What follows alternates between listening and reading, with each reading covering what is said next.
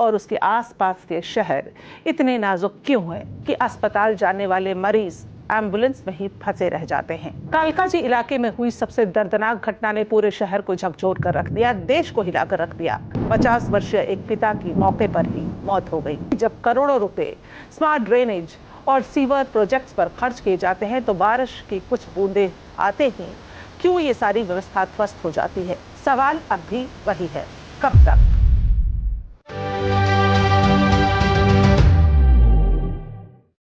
नमस्कार, आप देख रहे हैं नेशनल खबर। मैं हूं श्वेता रंजन। बारिश को आमतौर पर राहत और ठंडक का मौसम माना जाता है, लेकिन दिल्ली और एनसीआर की सच्चाई कुछ और ही कहानी कहती है। यहाँ हर साल जैसे ही मॉनसून दस्तक देता है, लोग छतरी और रेनकोट से ज्यादा डर और परेशानी साथ लेकर चलते हैं, क्योंकि उन्हें पता होता है कि थोड़ी सी तेज बारिश और पूरी व्यवस्था की पोल खुल जाएगी और उनकी जिंदगी को अस्त व्यस्त बना देगी। सड़कों पर भरे पानी से लेकर घंटों लंबे ट्रैफिक जाम तक, पेड़ों के गिरने से लेकर दीवारों और बिजली के खंभों के टूटने तक, और सबसे बढ़कर लोगों की जान जाने तक, बारिश अब सिर्फ मौसम का बदलाव नहीं रह गई है, बल्कि एक ऐसी आफत बन चुकी है जो बार बार हम सभी से यह सवाल दागती है कि दिल्ली और उसके आसपास के शहर इतने नाजुक क्यों हैं और हर साल एक जैसी तस्वीर आखिर क्यों दोहराई जाती है। राजधानी दिल्ली की सड़कों पर बारिश होते ही हालात ऐसे हो जाते हैं कि अस्पताल जाने वाले मरीज एम्बुलेंस में ही फंसे रह जाते हैं। ऑफिस के लिए निकले कर्मचारी घंटों तक सड़कों पर जाम में खड़े रहते हैं, फ्लाइट्स डिले होती हैं और बच्चे अपने स्कूल से घर लौटने के लिए कई कई घंटे जद्दोजहद करते रहते हैं।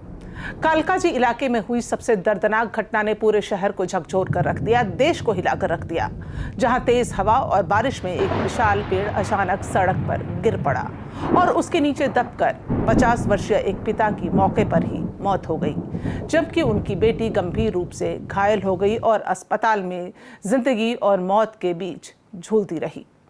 यह घटना सिर्फ एक परिवार की त्रासदी नहीं है, बल्कि उस ढहते हुए शहरी ढांचे की तस्वीर है जिसमें पुराने पेड़ बिना किसी नियमित जांच और देखरेख के खड़े रहते हैं और जरा सा तूफान आते ही लोगों की जान पर बन आते हैं। बरसात में अब तक कम से कम 12 लोगों की जान चली गई है। ये कुछ आंकड़े में प्रस्तुत कर रही हूँ, असली तस्वीर कुछ और भी हो सकती है। कहीं दीवार गिरने से मजदूर दब जाते हैं, कहीं बिजली का तार टूटकर किसी की जान ले बैठता है, तो कहीं अचानक ढही छत से पूरा परिवार उजड़ जाता है। दिल्ली और एनसीआर की सड़कों पर सिर्फ पानी ही नहीं बह रहा, बल्कि लोगों के सपने, उनकी सुरक्षा और उनका धैर्य भी बहता नजर आता है। सवाल यह है कि बारिश के महीने में बारिश नहीं होगी तो क्या होगा? बरसात के आते ही शहर की मशीनरी क्यों नाकाम हो जाती है और क्यों तैयारियों का ढिंढोरा पीटने वाली एजेंसियां अचानक चुप्पी साध लेती हैं?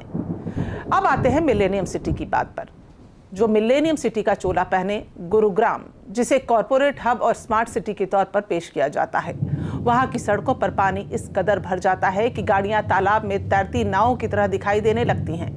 सोना रोड, गोल्फ कोर्स रोड और साइबर सिटी के आसपास का इलाका घंटों तक पूरी तरह जाम में जकड़ा रहता है। नोएडा और गाजियाबाद भी इससे अछूता नहीं है। वही तस्वीर दोहराई जाती है। लोग घरों से निकले तो घंटों तक अपनी गाड़ियों में फंसे रहते हैं और सार्वजनिक परिवहन लगभग ठप हो जाता है।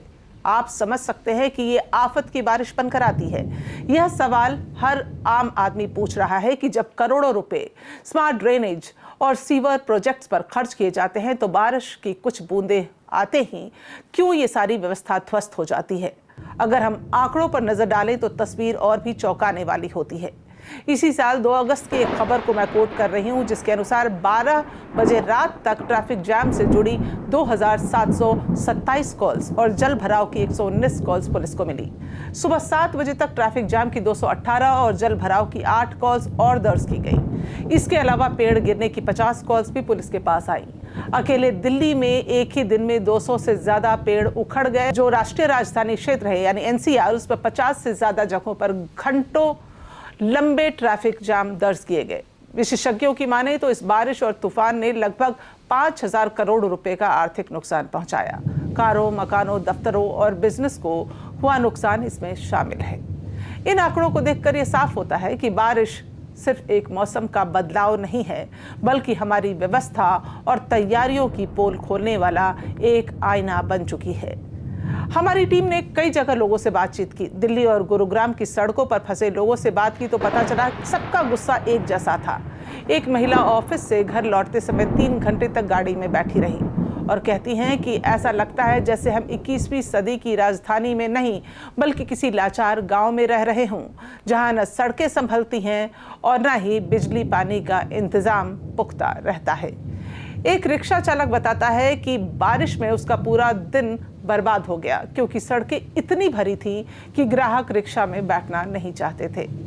और सबसे दर्दनाक आवाज़ एक परिवार की भी थी, जिसने कालकाजी में पेड़ गिरने से अपने पिता को खो दिया। मृतक की पत्नी और परिवार रोते बिलखते कह रहे थे कि अगर समय पर पेड़ों की छटाई कटाई हो जाए, अगर नगर पालिका ने सुरक्षा का ख्याल रखा होता, तो आज उनके पिता या उनके पति जिंदा होते। इन घटनाओं ने एक बार फिर से यह सवाल खड़ा कर दिया है कि आखिर दिल्ली एनसीआर में जिम्मेदार कौन है। दिल्ली नगर निगम, दिल्ली सरकार, एनडीएमसी, एनसीआर प्लानिंग बोर्ड और स्थानीय प्रशासन सब एक दूसरे पर उंगलियां उठाते रहते हैं। लेकिन जब लोग मरते हैं, जब गाड़ियां घंटों पानी में फंस जाती हैं, जब दफ्तरों का काम ठप हो जाता है, तब कोई भी जिम्मेदारी लेने के लिए सामने नहीं आता।